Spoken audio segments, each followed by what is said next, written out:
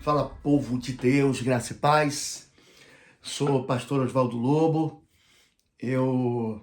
Deus tem me dado uma vocação dentro da área de libertação, de guerra espiritual e da cura da alma. Tenho ajudado durante muitos anos as pessoas a se libertarem e a saírem das prisões, das cadeias, das armadilhas malignas. A Bíblia diz que nós temos um adversário, a palavra de Deus que diz, Jesus, ele traz uma série de acusações verdadeiras, né? Juízos, denúncias contra Satanás. É uma figura muito perversa, né? Ele é denunciado como um homicida brutal, é um assassino, um psicopata, um inimigo cruel. E eu quero tentar aqui, de uma maneira assim, mais sintética, mais realista possível, a maneira como ele age e a maneira como você é capaz, algumas armas que Deus deu para você, que são absolutamente suficientes, não só para você se libertar, mas para você também libertar das prisões daqueles que você ama, enfim, dentro do seu ministério, da sua família e da sua vida. Nós vamos começar orando em nome de Jesus. Pai, eu quero pedir que a tua palavra, que é a verdade, revelada durante esse tempo que nós temos aqui com os teus filhos, seja absolutamente suficiente, poderosa para destronar Satanás, destruir cativeiros, anular sentenças, inocentar teu povo e dar poder ao teu rebanho para reagir diante do inimigo perverso, cruel e assassino.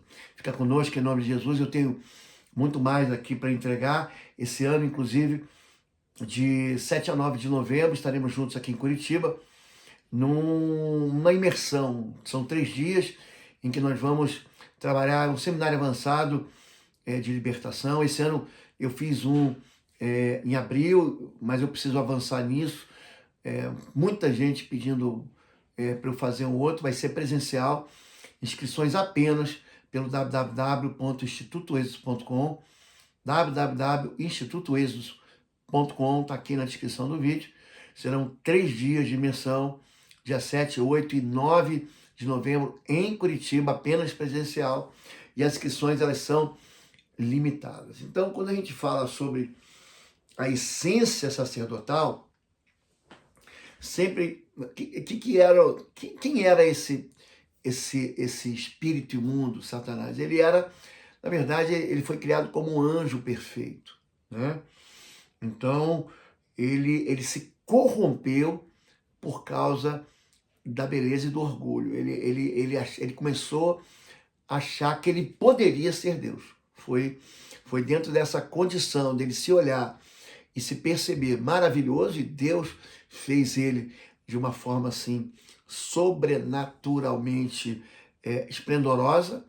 Ele é um anjo, ele era um anjo de luz e acabou se tornando um grande adversário. Ele provocou uma rebelião. A Bíblia, tudo isso que eu vou te falar aqui, eu vou ler com vocês, a Bíblia acabou denunciando a maneira como ele cai. Essa essência, o que é um sacerdote?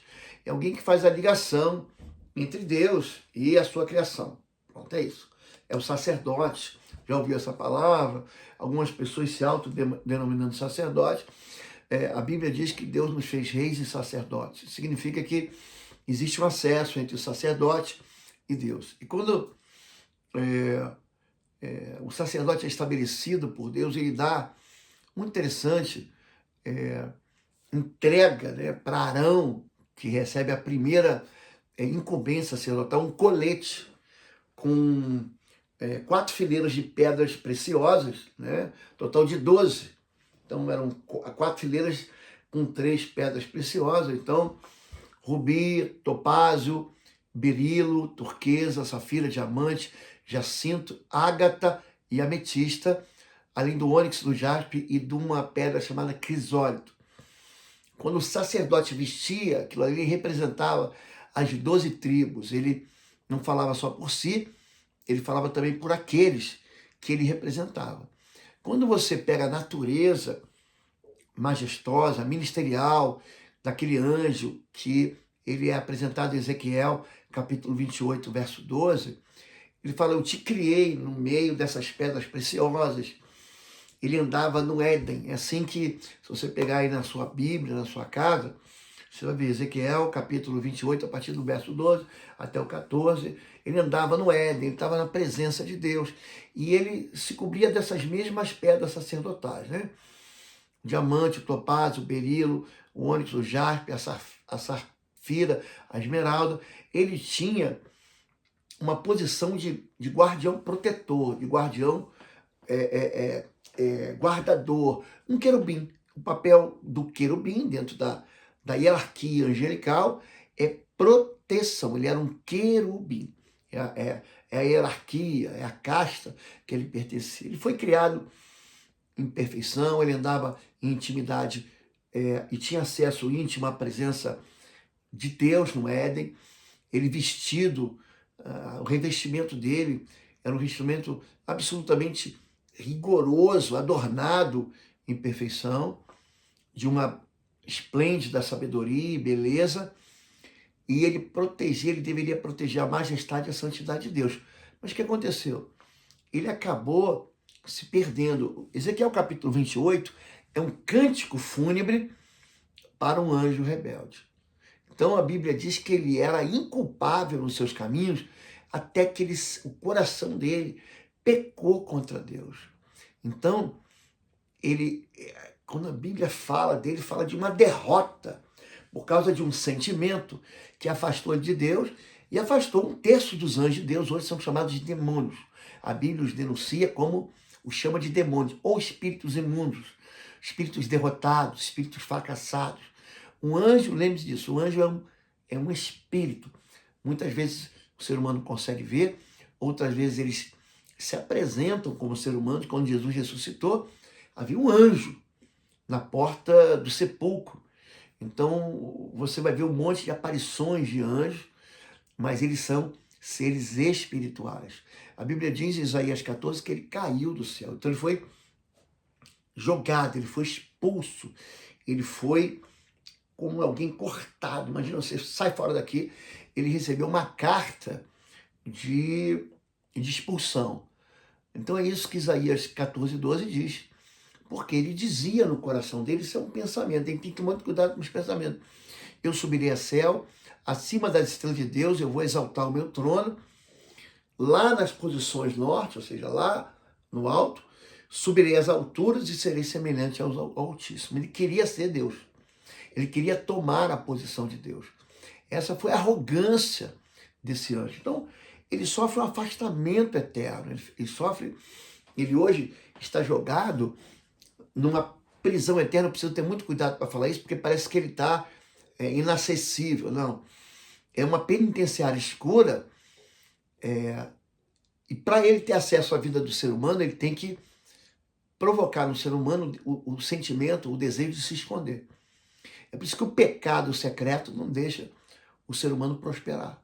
Ele sempre vai dizer para você, não fala, não conta para ninguém, não confessa. Para quê? Para que ele possa continuar dominando a vida da pessoa ou uma área da vida da pessoa. Então, esse ser, ele foi expulso, mas ele não foi expulso sozinho. Quando a Bíblia fala sobre ele, fala de uma força de proporções jamais experimentadas.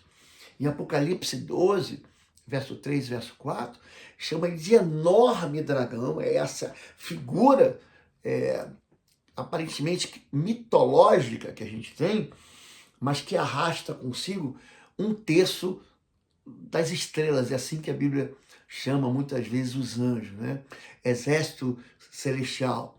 Então, existe aí um dramático desfecho da rebelião no céu e o início de uma guerra na terra. Ele é expulso do céu e ele é jogado na terra. Então, se você ler Apocalipse capítulo 12, a partir do verso 7 até o 9, você vai ver. Então, ele é um espírito que Jesus dá para ele a paternidade de uma coisa só, que é da mentira. Ele é um mestre na arte de mentir. A paternidade dele é na mentira. Então, nada do que ele fala é confiável. Pastor, a pessoa manifestou, amarrei o demônio, mandei ele falar a verdade. Então, qual é a minha orientação para você? Ainda que você tenha aprendido de maneira diferente, com algum pastor, algum líder, eu vou te ensinar a Bíblia. A Bíblia diz que quando ele mente, ele fala do que ele é próprio, é mentiroso, pai da mentira. João 8,44 revela que a gente jamais deve dar crédito a qualquer coisa que ele diz. Sempre que ele fala alguma coisa, ele fala para destruir a pessoa. Então, se ele contar alguma verdade, é para destruir, é para enganar, é uma meia-verdade, é uma falsa acusação. Ele mente para intimidar, para amedrontar, para desacreditar aquilo que Deus falou. Então, a Bíblia chama de assassino, né? A sangue frio. João 8,44 ainda diz que ele foi homicida desde o princípio. Então, imagina um delinquente que mata, é um serial killer, é isso que ele é, dentro da cultura, do jargão, é aquele que mata sem parar. E ele está sempre procurando um lugar que ele possa entrar, infiltrar dentro da vida da pessoa para arrasar. Ele, quando a Bíblia fala, Pedro, né, fala sobre isso, ele diz que ele anda ao derredor, ele brama como leão, buscando a quem possa tragar, quem possa devorar. O apóstolo Paulo, em Efésios 4, ele fala, antes de falar de guerra espiritual, não dê lugar ao diabo. A Bíblia revela em Apocalipse 9:11 que o nome dele é Abaddon, ou Apolion, que significa destruidor. Então, o que ele quer, na verdade? A morte eterna do homem. Ele quer lançar uma perdição eterna. Por quê? Porque o destino dele é a perdição eterna. Então ele está sentenciado, como eu disse, ele está aprisionado. É por isso que ele pede para as pessoas, acende uma vela para mim, ele se disfarça de anjo de luz. Por quê? Porque ele vive em trevas mesmo. A presença de Deus na vida de alguém que entregou a vida a Jesus agora, hoje, é insuportável para ele. Só que as pessoas não sabem disso. Então, ele quer que o homem se perca, porque o destino dele é o lago de fogo e enxofre, chamado de segunda morte. Ele quer que as pessoas que seguem ele, né, não estejam com seus nomes escritos no livro da vida. É assim que Jesus diz. A possessão demoníaca, toda vez que tiver uma pessoa com uma possessão demoníaca, ela dá uma nova personalidade. Pastor, por que essa pessoa ficou desse jeito? Meu filho, minha esposa, meu marido, meu amigo, meu chefe, meu empregado. A possessão, quando ela é completa, às vezes é só em alguma parte do corpo. Eu sou o pastor Oswaldo Lobo, diretor do Instituto Êxodo de Libertação e Batalha Espiritual. E esse ano, em novembro, teremos mais uma edição do Seminário Avançado de Libertação Espiritual. Essa é a primeira agenda de Jesus Cristo, quando ele diz: eu vim para libertar cativos, para colocar em liberdade os oprimidos e abrir as portas das prisões. A liberdade que Cristo nos chamou é uma liberdade que é oferecida para você. A imersão no Seminário Avançado de Guerra Espiritual vai acontecer de 7 a 9 de novembro. As inscrições estão aqui no site www.institutoexodos.com. Você não pode ficar de fora. Você vai receber o melhor daquilo que te entregou o Senhor, de ferramentas de guerra, de batalha, de cura da alma e de liberdade em Cristo. Eu te espero aqui. Inscrições www.institutoexodos.com, de 7 a 9 de novembro. Vai ser uma bênção e eu te espero aqui em Curitiba. O olho fica branco, a boca entorta, a pessoa cai dura no chão, estremece, ou tem é muito parecido, não é mesmo, mas é muito parecido com epilepsia, parece. Você fala assim, puxa, ele está tendo um quadro de epilepsia, mas não é epilepsia clínica, que é tratada pelo psiquiatra. Alguns promovem enfermidade, mas a possessão, quando ela toma a mente da pessoa, você percebe que não é a pessoa, é uma nova personalidade comandando a vida da pessoa. Se você é psicólogo ou psiquiatra, você já estudou pessoas que têm dupla personalidade, é muito semelhante a isso. é um quadro que não é clínico, é espiritual. Então, você tem que entender que ele é inimigo tanto de Deus quanto do homem. Por quê? Porque o amor de Deus está sobre o homem aí. Então, aquele mesmo ser que um dia esteve no Éden foi expulso do Éden, e ali no Éden Deus fez Adão, que é pai de toda a humanidade, Eva. Então, ele perdeu o lugar dele, então ele se sente sabotado por ele mesmo, então ele tem um ódio, ele tem uma fúria contra o ser humano e contra ele mesmo, porque ele sabe que lhe resta pouco tempo. Leia Apocalipse 12:12, você vai entender isso. Então, ele é chamado de tentador, de grande sedutor, de adversário, de inimigo, de príncipe desse mundo, de príncipe do mundo das trevas. E quando você pega a ficha corrida, imagina que você está vendo assim a ficha corrida são fatos, né? Sobre um criminoso espiritual. Ele afeta nações. Tem algumas nações que você não pode nem falar de Jesus, que você é preso, banido, expulso. Tem algumas pessoas que se convertem e são levadas à morte, porque são cristãs. Ele confunde lideranças mundiais. Em Apocalipse 16, é assim quase que o final da Bíblia, termina em Apocalipse 22, mas vai falar que os reis da terra vão de encontro a esse ser espiritual, a esses demônios. E eles habitam não apenas em seres humanos, às vezes eles habitam em animais. Você vê que em Mateus 5, em Lucas 8, eles entram numa manada de porcos, né? Então você precisa entender que ele está sempre em guerra contra o povo de Deus, contra o mandamento de Deus. É um ser que tem inteligência. Ele enganou Eva, é isso que 2 Coríntios 11:3 diz. Ele expressa doutrinas, ele expressa ensinos. 1 Timóteo 4:1-2 diz que ele tem doutrinas de demônios e engana muito as pessoas. É por isso que meu conselho sempre é: leia a Bíblia. Toda vez que você tiver dúvida, em vez de você ficar tirando dúvidas com uma pessoa que não tem confiança, vai para a Bíblia. Aí, se você tiver dúvida, pode falar assim: pode me mostrar onde é que está escrito? Por quê? Porque o diabo ele promove a ignorância, ele é capaz de cegar espiritualmente uma pessoa. 2 Coríntios 4:4, eu já recebi gente que saiu da sua cidade, pastor, eu vim te atender, eu vim pedir atendimento, mas eu sou profeta. Eu pergunto assim: quem disse que você é profeta? Quem te deu autoridade para você exercer a profecia? De onde que veio esse dom? Você conhece a Escritura Sagrada? Ele não conhece nada, nada. Eu falei, como é que você pode... O profeta é alguém que traz uma mensagem do trono de Deus para o povo de Deus. Como você pode trazer uma mensagem que é absolutamente desarmonizada, distanciada, divorciada da Bíblia Sagrada? A Bíblia manda você fazer A, você faz C, D e E. Então, Satanás ele sempre vai tentar aprisionar você numa mentira, no desejo do próprio homem, ou desejo à vontade dele. Ele pode causar enfermidades. Muitas enfermidades, quando você expulsa o demônio, elas vão embora. Ele é capaz de retirar a lucidez, né?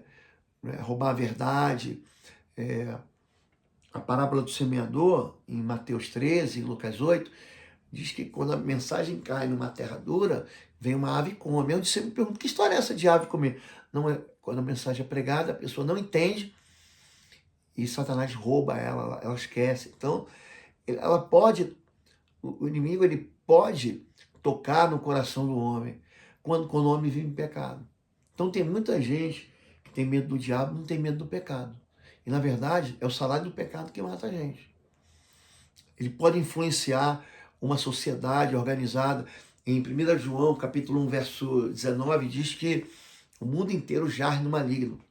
Existe uma ordem de Deus, então, para você resistir. Tiago 4,7 diz: resista ao diabo, ele fugirá de vós. Os filhos de Deus, eles devem se armar contra eles. Então, a Bíblia diz, ele fala assim, nós não devemos lutar com as pessoas de carne e sangue, mas devemos lutar contra principados, potestades, poderes das trevas desse mundo tenebroso, hostes espirituais de maldade em lugares celestiais. Então, tome a armadura de Deus e lute. Efésios capítulo 6, verso 12. A gente, em 2 Pedro 2,4, fala sobre esse cárcere, sobre escuridão que ele vive, e só tem um jeito de ele atuar na vida do homem, trazendo o homem para essa escuridão, para o ocultismo, para a feitiçaria, para a magia negra, para a magia branca. Tudo isso promove encontro. Ontem eu fiz uma publicação sobre a realidade dos pactos, né?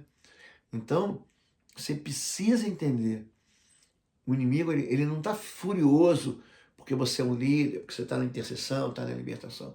Ele está furioso porque ele resta pouco tempo, Apocalipse 12:12. E quando o espírito imundo vem na vida da pessoa, às vezes ele só oprime. Por exemplo, o rei Saul, ele era oprimido. Se você pegar 1 Samuel 16:14, havia um espírito imundo que oprimia ele. Aí Davi vinha, tocava um louvor, aquele espírito imundo batia em retirada. Ele consegue, ele pode impedir o avanço, por exemplo, da obra de Deus. Paulo escreve aos Tessalonicenses, primeira carta aos Tessalonicenses, capítulo 2:18, ele diz, eu quis ir para ver vocês em Tessalônica. Tessalônica é praticamente, depois de Filipos, a primeira cidade que Paulo chega, depois de passar por lado de lá, né, do Mar de Mármara, do Estreito de Bósforo, quer dizer, ele sai da Turquia, aquela região da Frígia, Lígia, e entra na Grécia. E ele queria voltar para lá, ele não podia. Ele falou, eu tentei voltar, mas Satanás impediu a obra. Então, a gente fica pensando assim, não, é um ser que a gente não pode superestimar ele, mas a gente também não pode subestimar. Então a gente tem que tomar cuidado, precisa ter medo dele.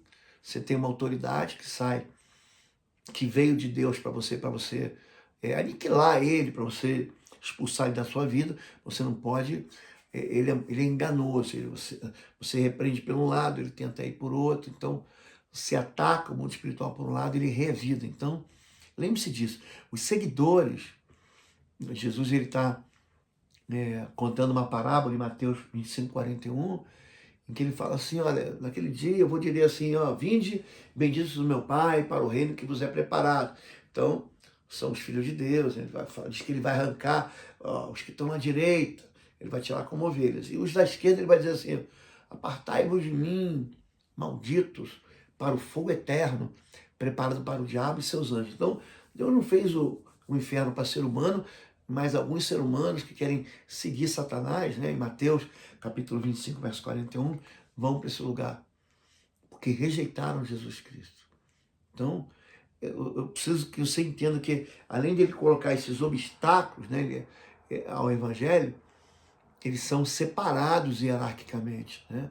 Tronos, dominações, principados, potestades, esses espíritos são chamados de espíritos enganadores, capazes de se disfarçar. É uma farsa. A pessoa pensa que é Deus e não é. Entendeu? O espírito imundo ele pode ser amarrado e depois desarmado.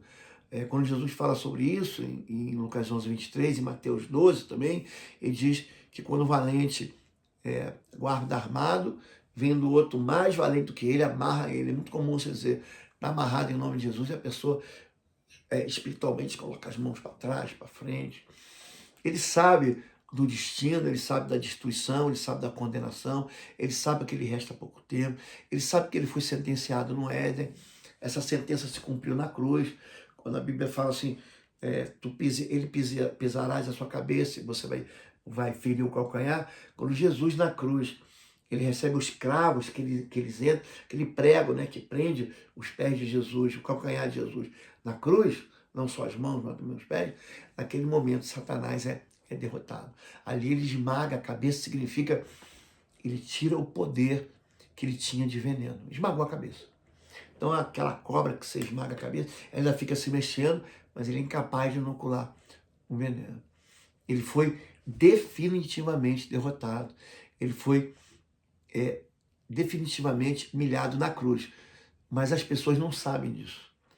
Então, continuam obedecendo a ele, continuam se dobrando à vontade dele, e ele continua tentando, é assim que ele usa. A tentação é um convite para você saborear uma desobediência. A derrota dele é final, dramática, e eu quero que você conheça isso.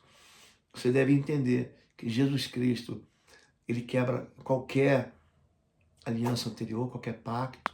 Não acredite nas mentiras de Satanás, acredita que Jesus é a verdade, entrega a tua vida a Jesus, amém? Tenho muito mais para te ensinar, de 7 a 9 de novembro, a gente vai deixar aqui a descrição no vídeo, a gente vai ter juntos aqui em Curitiba, inscrições para imersão em libertação, eu vou tratar seriamente disso com você, vou te dar tudo aquilo que Deus me deu, eu vou entregar você num período de 3 dias, quinta, sexta e sábado, 7, 8 e 9.